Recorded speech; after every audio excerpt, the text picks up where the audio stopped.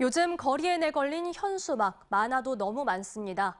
걷는 이들이나 운전자들의 시야를 가려 사고로 이어질 수도 있는데요. 광주 전남 지역 현수막 관련 민원이 급증한 것으로 나타났습니다. 광주시 의회가 무분별한 현수막 게시를 제한하는 조례 개정을 추진하고 있지만 행정안전부는 상위법과 충돌한다는 입장입니다. 한 걸음 더 현장 취재, 천홍희 기자가 보도합니다. 광주 송정역 앞에 정당 현수막이 곳곳에 붙어 있습니다. 같은 정당에서도 3-4개의 현수막을 걸어놨습니다. 정책보다는 자극적인 문구가 많습니다.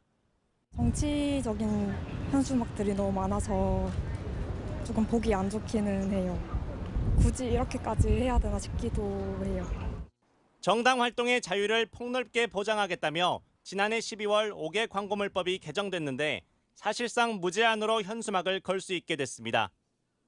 정당 현수막은 보름 동안 신고 없이 걸 수 있도록 5개 광고물법이 개정됐는데요. 이렇다 보니 시민들이 많이 다니는 장소일수록 정당 현수막이 더 많이 내걸려 있습니다. 하지만 게시 기간이 끝나도 그대로 두거나 심지어 주변 시야가 확보되지 않도록 설치되기도 해 시민들의 불편이 쏟아지고 있습니다.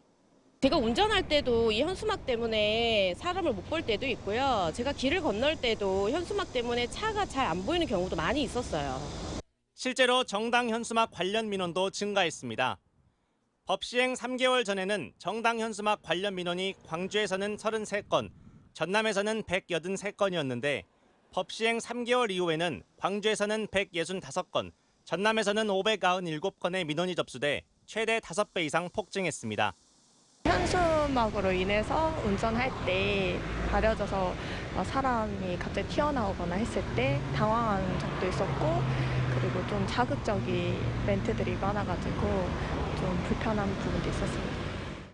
시민들의 불편과 민원이 잇따르자 광주시의회가 이를 제지할 수 있는 조례 개정에 나섰습니다. 횡단보도와 버스 정류장 30m 이내에는 현수막을 설치하지 못하도록 하고 동별로도 4개 이하만 설치가 가능하도록 했습니다. 또 5.18 폄훼 내용을 담은 현수막을 금지했고 때에 따라서는 현수막 제거도 가능하게 했습니다. 현수막 난립으로 인해서 보행하다가 사고가 나는 경우도 증가했고요. 안전을 위협당하고 있다면 지방정부, 지방의회 차원에서 솔선수범해서 그걸 적극적으로 대응하는 것이. 하지만 행정안전부는 이 조례가 상위법인 5개 광고물법과 충돌할 소지가 있고 조례 개정을 추진한 인천과 추진 중인 서울, 부산보다도 규제 내용이 더 많아 난색을 드러내고 있습니다. 광주시 조례도 인천보다 오히려 좀 더 센 내용이거든요.